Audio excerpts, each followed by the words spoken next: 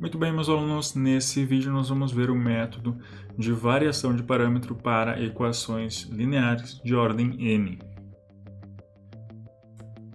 Então, no vídeo passado nós vimos o método de coeficientes indeterminados, né? A gente viu que aquele método nada mais era do que uma generalização, né, do método que a gente viu lá para as equações de ordem 2. E agora a gente vai ver o método de variação de parâmetros, que também vai ser bem parecido com o que a gente viu lá, né, no caso de ordem 2. Então aqui o problema que a gente tem é essa equação diferencial aqui, né, linear de ordem n, não homogênea. A gente viu, né, que a solução dessa equação diferencial, né, então solução y, ela vai ser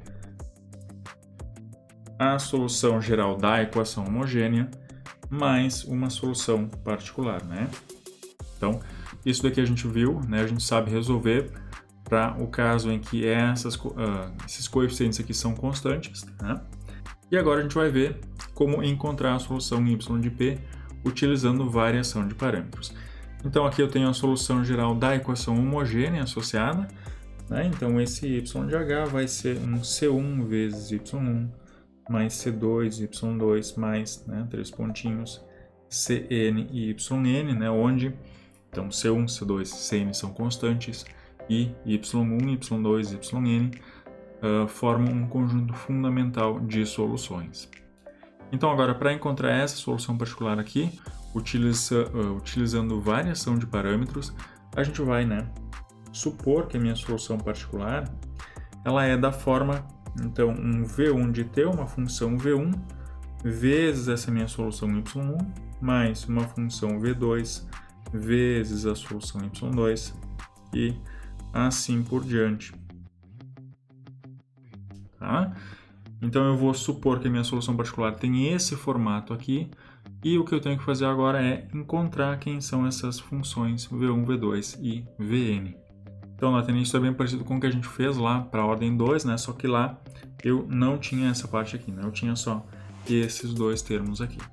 Então, para encontrar essas funções v1, v2 e vn, eu vou calcular as derivadas, né? Eu vou ter que calcular n derivadas, substituir aqui na equação diferencial e com isso eu vou conseguir resolver, né? Encontrar quem são v1, v2 e vn, tá? Então, calculando a primeira derivada, tá? Aqui eu vou ter a derivada de produtos, né? V1 vezes y1 mais V2 vezes y2. Então, a derivada disso é a regrinha do produto, que vai ser, então, derivada da primeira função vezes a segunda, mais derivada da segunda vezes a primeira, tá? Vocês já vão entender porque eu coloquei separado aqui, que é y1, né? Agora, mais a derivada desse segundo termo aqui, então, de novo, regrinha do produto, derivada da primeira função vezes a segunda e mais derivada da segunda vezes a primeira, tá? E vai continuar assim, né? Então, eu vou separar esse carinha aqui em dois, tá? Porque agora, se a gente se lembrar, quando a gente viu variação de parâmetros, a gente fez uma condição, né? A gente exigiu, na verdade, que a expressão que aparecia as derivadas de V1 e V2, aquilo era igual a zero, a gente exigiu aquilo. Então aqui eu vou fazer a mesma coisa, eu vou exigir, né, que isso daqui seja igual a zero, tá? Então se eu exigir, né, que isso daqui seja igual a zero, então meu y p', ele vai ser, né, isso daqui, V1 e y1' mais 3 pontinhos, Vn e yn', tá?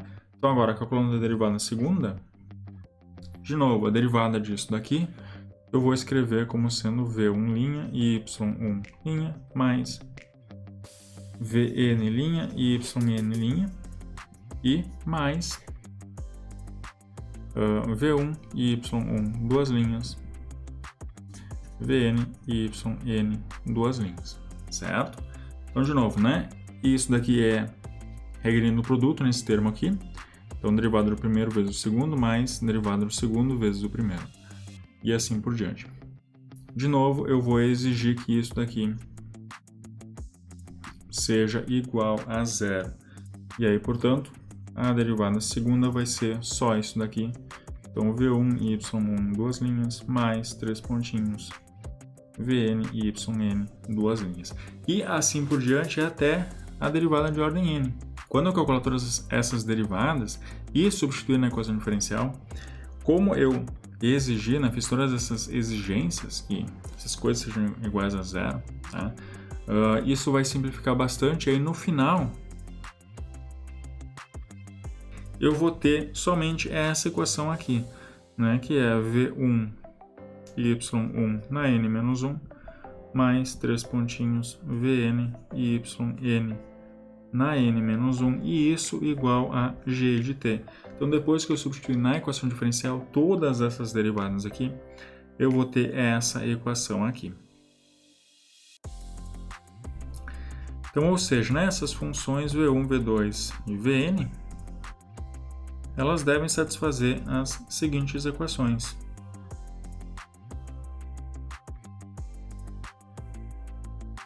Tá? Então, que equações, né, V1, V2 e Vn tem que satisfazer? Bom, essa primeira coisa aqui essa é a minha primeira exigência, né? Então, V1' y1 mais 3 pontinhos Vn' yn igual a zero.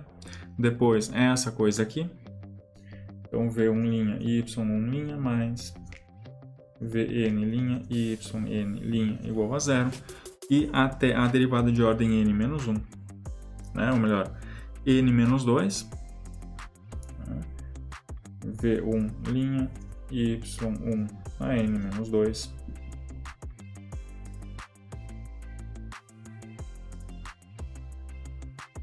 Igual a zero. E depois que eu substituir na equação diferencial, eu obtive essa equação aqui, que é V1' aqui, né? Tem a derivada dessas coisas aqui. Então, V1' y1, né? A derivada de ordem n menos 1, mais Vn' yn n menos 1, e isso igual a g de t. Tá? Então, eu tenho esse sistema aqui. Então, para que aquela minha solução particular, né, que é V1, y1 mais V2, y2, ser solução, né, da equação não homogênea, essas funções V1, V2 e Vn devem satisfazer esse sistema aqui. Só que agora, de novo, né, esse sistema eu posso reescrever na notação matricial. Então, isso vai ser a matriz, né, aqui onde então eu tenho y1 e y1' até a derivada de ordem n menos 1, que eu vou ter y2 até yn.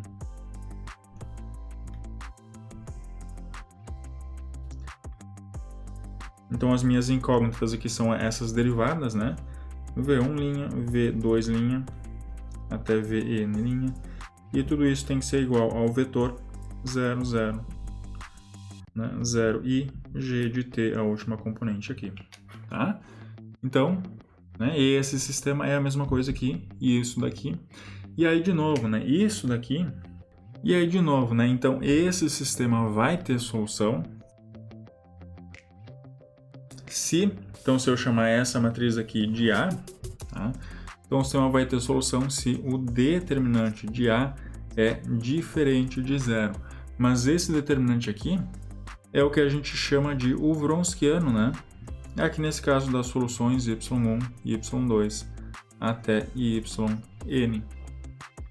E aí, de fato, né, isso daqui, esse determinante vai ser diferente de zero, porque essas funções aqui, y1, y2, yn, elas formam um conjunto fundamental de soluções para a equação homogênea.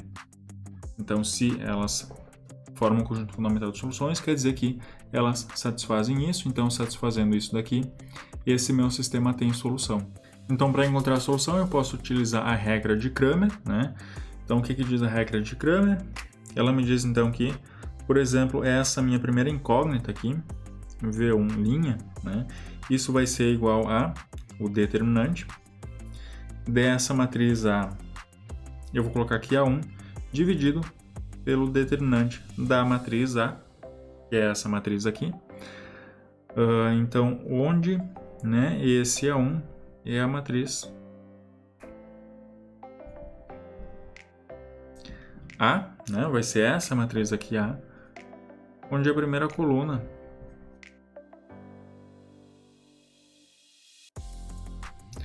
é o vetor B, esse vetor aqui.